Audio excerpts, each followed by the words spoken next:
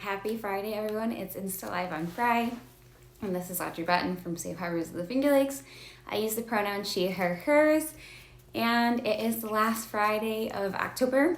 And if you remember, it's October, so that means it's Domestic Violence Awareness Month, and it's almost the end of October, so it's important to talk about how, even though it's the end of October, Domestic Violence Awareness Month is year-round, and why it's so important. And if you've missed any of the topics from the last 4 Fridays, those are on our Instagram page and our YouTube channel, so be sure to check those out if you didn't get to those. And then also, so before we get into today's topic, we're going to be talking about types of abuse, specifically involving like domestic violence or dating violence or family violence. And before we kind of get into that, I always like to give a content warning because some of the stuff I'll be discussing may be sensitive and difficult for some. So please take care of yourself however you need to. And disclaimer, the views and opinions expressed in this video are not necessarily those of Safe Harbors of the Finger Lakes, but of those in the video. And also some sad news. This is my last Insta Live on Fry. It's my last one, so stay tuned for any updates about the next Insta Lives and what that might look like. So I appreciate all of joining me on this journey for it's been over a year now of these. So I really appreciate all your support, checking these out, and hopefully learning a little bit more. Getting that discussion going around these really important topics. So with that, we're going to get into our topic for today, for the last Friday of October. So like I said, we're going to talk about the types of abuse. So I'm going to give very specific examples and why it's really important to talk about the different types of abuse, because oftentimes there is a lot of stigma and stereotypes around abuse just being physical. It has to be seen. Otherwise, it's not really real. It's not that bad. And that's not true. I mean, yes, being physically abused is not great. It doesn't feel good. I mean, it's really horrible. But other types of abuse are just as bad, and that goes into that whole power and control dynamic that we've talked about before. And they're gonna wanna, have that power and control in all areas of your life, not just the physically, speaking aspect, but also, emotional and verbal abuse are just as bad, as, it's how people deal with, handle it, what their experience is with that type of abuse. But any abuse is, bad. Any sort of violence is bad. It doesn't matter if it's, physical, verbal, whatever it may be. So any of your experiences are valid completely. So I'm going to start out with physical abuse because, like I said, that is the most well known, I guess, in that aspect, or the first thing that people think of when we talk about domestic violence is that physical abuse, which it does happen. And so to give you an idea, it tends to be that outwardly recognizable form. So the physical stuff that you might see on somebody, whether that be bruises, marks, broken bones, things like that, are definitely more, you see it. You don't have to ask questions or, verbalize that. You see it, or they try to hide it, whatever it may be. It's just more obvious, I guess is a good way to put it. And oftentimes this involves any sort of force from the perpetrator or abuser. So oftentimes physical abuse encompasses somebody using some sort of weapon against you or threatening you with a weapon, which is, definitely, and we've talked about this before, abuse escalating to something more physical like this. Oftentimes relationships might start out with other types of abuse and escalate to a more physical form, which can get extremely dangerous. And I know we've talked about safety planning and leaving a dangerous relationship or just leaving an unhealthy relationship, and how we want this to not happen or prevent it from happening. But abusers oftentimes use the different forms of violence to, maintain that power and control. So it might escalate to something more physical, like using that weapon or threatening you with that weapon, harming the children or pets in your family, in your home, and, driving recklessly or dangerously or putting you in danger intentionally is definitely a physical abuse tactic. Forcing use of any sort of drugs or alcohol, especially if you have a substance abuse, you struggle with substance abuse and they know that, and they, force you or encourage you to use drugs or alcohol. you're trapping you or preventing you from leaving a space of any sort, whether that's the home or the room, like blocking the doorway, blocking you into a corner, preventing you from leaving a space of any sort, throwing things at you of anything like that, preventing you from taking your prescribed medications, or medications of any sort that you need for your mental, not just mental well-being, but any sort of physical well-being as well, denying you the medical care or treatment that you may need, preventing you from contacting emergency services. So if you do need medical attention or law enforcement or whatever it may be, preventing you from doing so. And then forbidding you or preventing you from eating or sleeping, the stuff that you need to do to survive, first of all, but maintain a healthy, I guess just maintain, a healthy lifestyle. You need to eat, you need to sleep, you need to do all those things, and they're doing that intentionally. Just obviously the physical ones that are obvious, pulling hair, punching, slapping, hitting, kicking, biting, choking, smothering you, strangulation of any sort.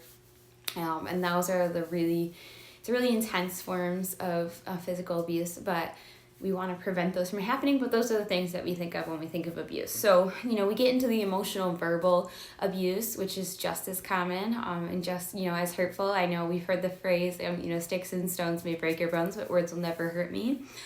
Words do hurt. The things that people say, and they say that over and over again, you almost start to believe them, or you do believe them. It's emotionally and verbal, they're degrading towards you, they're manipulative, they make you lose, confidence, self-esteem, and words really stick with you for a really long time.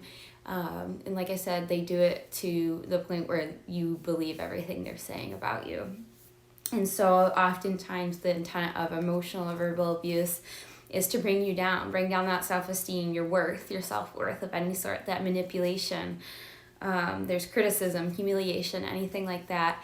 And that is done intentionally. It's about that power and control. If they can degrade you, humiliate you, and make you feel worthless, it's easier for them to maintain that power and control over you.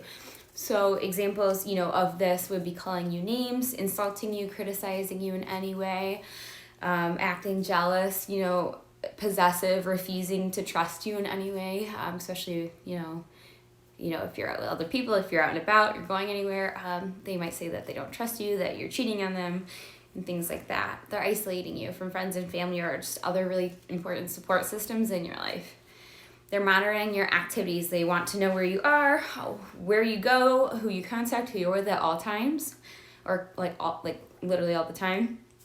Attempting to control what you wear and how you look. So maybe you only can wear certain outfits. You can only wear your hair in a certain way or have a certain hairstyle, makeup, or no makeup, whatever it may be. They're controlling how you express yourself and how you dress and look because they want you to look a certain way. Humiliate you, especially in front of others, like especially important people in your life or just other people, maybe their friends. There's gaslighting, and I know we've talked about gaslighting before. It's a manipulation tactic used by abusers to make you believe that you're the one that's doing everything wrong, that you're crazy, like you don't remember it like that, like, oh, that's wrong, it would happen like this, it's just to basically make you believe that you're wrong, that you're, not in the right headspace, you're crazy, you're mentally ill, whatever it may be. It's always putting the blame on you. Threatening you, your family, your pets. So there's the actual verbal threats rather than the physical. Damaging your belongings or property. Blaming you for their abusive behaviors. I hate you because, you made me, or I'm calling you that because you, dress a certain way, whatever it may be. They're blaming you for their behaviors. And that's also a part of the gaslighting tactic that's often used. Accusing you of cheating and saying that they cheated and it was your fault. That's a very common thing. Cheating on you to hurt you and threatening you to cheat again. Or that they say, that you're lucky that you get to be with them. You'll never find anyone better than them. And that's often like to make them feel like that they're worthless. That goes into that whole self-esteem thing. And of course, sexual abuse. So even if you're in a long-term relationship, you're married, whatever it may be, you can still be sexually abused because you always have to get consent even in serious or long-term relationships. and consent needs to be respected every step of the way. And so sexual abuse is encompassed by like sexual assault, rape, harassment of any sort, unwanted touching or demeaning behaviors or words of any sort, anything that makes you uncomfortable in that way, that's sexual abuse. And so maybe they're forcing you to dress in a way that you're uncomfortable with, insulting you in a sexual way and calling you names. They also might force or manipulate you to have sex or perform sexual acts, which is also not getting consent. If there's any force or manipulation involved, then you cannot get consent. Choke and restrain you during sex without consent or anything like that. That's definitely not okay. Holding you down during sex without consent, hurting you with weapons or objects during sex as well.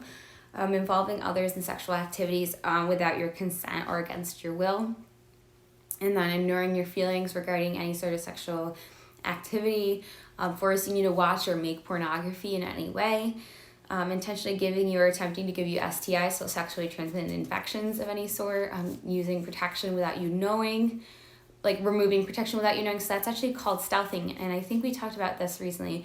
So stealthing is not quite written into law yet. I know they're doing it in California right now, but if a partner removes any sort of protection during sex without someone, or damaging their protection without the other person knowing, it is against the law, or it's going to be against the law. And it's definitely not okay to not tell your partner, whoever you're having sex with, that you're not using protection, you're intentionally damaging it. Maybe you're forcing them not to use protection. That's also, sexual abuse, and that's something that's definitely not okay. And so, that goes into that, or not disclosing that you have an STI and you have knowledge that you do have one, definitely not okay. And then we get into the financial abuse. So financial abuse is probably not as well known, but it's actually extremely common in a lot of abusive relationships. And so financial abuse, encompasses like often the controlling of money in ways that you can make money or handle your money. It's basically to also isolate you even further, to make that power and control, because money does give you independence. It gives you a way to have more control over your life. Being able to have a house, get a car, have the means to leave, whatever, and support yourself and your family. So financial abuse is actually extremely common, and oftentimes is overlooked. So financial abuse might look like, providing an allowance, monitoring your spending. So maybe demanding receipts, like, okay, what'd you spend this on? How much did you spend? And making sure they get the exact amount of change back, whatever it may be, or what you're spending the money on is, appropriate in their eyes. What, you got from the store, whatever it may be. Maybe depositing your paycheck. So if they do allow you to work, you have to deposit the paycheck into an account that you can't access, preventing you from viewing or accessing your accounts in any way, preventing you from working in general. They just don't let you work, limiting the hours you might work, or getting you fired by maybe harassing you or, calling your boss or your work all the time, whatever it may be, getting you fired in any way, forcing you to work certain jobs that they deem appropriate, maxing out your credit cards, not paying the bills, damaging your credit score, which credit score is extremely important, especially when you're trying to get like an apartment or a car, a house, whatever it may, a loan of any sort. You need to have a decent credit score. So if they're intentionally damaging your credit score, that's a way to keep you isolated and make you stay with them. Stealing money from you or your family or friends, withdrawing money from children's accounts without permission, living in your home maybe, so maybe they don't work, they're refusing to do work or go to get a job, or they refuse to contribute to the household in any way, forcing you to provide tax returns or taking any joint tax returns that you might file, refusing to provide money for any necessary expenses, so transportation, food, medical expenses, things like that. And so financial abuse, like I said, is more common than people realize. It's definitely concerning, and it also does prevent people from being able to leave oftentimes, because if all those things do happen, it does make it really difficult for them to be able to be independent and move out. So then we have our last one, which also people don't really think about, especially in this day and age, is digital abuse.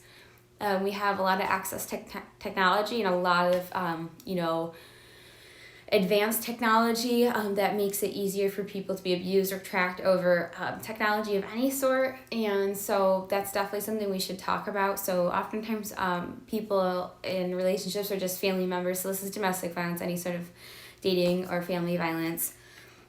They're demanding, to see passwords or logins or have access to those so they can check and monitor your accounts. So maybe they also send explicit content to you, like videos or pictures.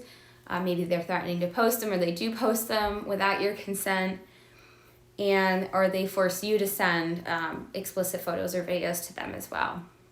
They threaten and harass you online in general, call you names, whatever it may be, monitoring your devices and interactions, so seeing who you're messaging or commenting on whose posts you're commenting on, I should say, and hacking into your accounts. So if they don't get access, they're going to find access, so whether that be hacking into your accounts. Location tracking, and this is definitely really common, and it's relatively, unfortunately, easy to do. There's a lot of apps out there that allow you to track location or devices that you can put on, or they require you to share the location. So whether that be Find My iPhone or whatever it may be, or share your location on the Snap Map. They're requiring you to share location. They're trying to track your location. Obsessively calling or texting you and demanding responses immediately. And the list goes on. And so those are just examples of, the different types of abuse. So it's not just physical. There's also, the verbal, emotional, the sexual abuse, the financial abuse, the digital abuse, and so forth. And so when wondering why people can't just leave, oftentimes there's so many underlying reasons, and everyone experiences things differently. Oftentimes it might be safer for them to stay rather than leave, and things might be preventing them from leaving. So for example, that financial abuse, maybe they don't have money to leave, or a good credit score, so they're going to have a hard time getting a place to stay. Whatever it may be, there's a lot of different types of abuse, and every relationship's different. Everyone's experience is different. And like I've always said, you're an expert in your own safety. So if you are in this situation or know somebody in this situation, I'm encouraging them to seek out help if they want it. And that's something we would go over with them, figuring out, a safety plan if they have to stay or if they can leave, what that might look like, or if they just want more information about what we can do to help. Definitely encourage them, or you should, reach out to us. So you can call our 24-hour hotline, which is 800-247-7273. You can always go to our website, which is www.shflny.org, or you can always comment, message us on our social media, and all that good stuff. And I really appreciate everyone checking this out. Like I said, I'm going to miss everybody. I really appreciate this last year or so of Instagram Lives.